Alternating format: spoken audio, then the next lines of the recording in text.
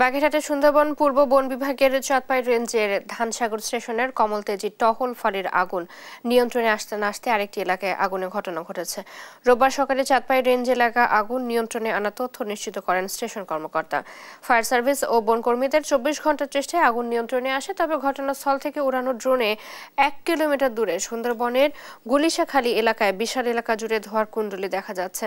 গুলিশাখালী বন টহল ফাঁড়ি এলাকার অন্তত 3টি এলাকায় আগুনের উপস্থিতি নিশ্চিত করেছেন বন বিভাগের এক কর্মকর্তা। সেখানে দ্রুত ধোঁয়া বাড়ছে বলেও জানান তিনি।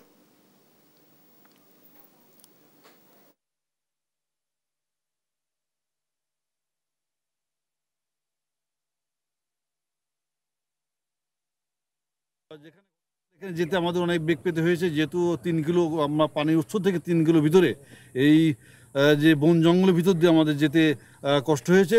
আমরা চেষ্টা করেছি যত সময় সেখানে পৌঁছানো। আসলে তো আপনারা জানেন যে এটা আসলে খুব একটা বন্ধুর পথ এবং এখানে যাওয়া অনেক কষ্টসাধ্য, তবু আমার টিম অনেক কষ্ট করে গেছে যে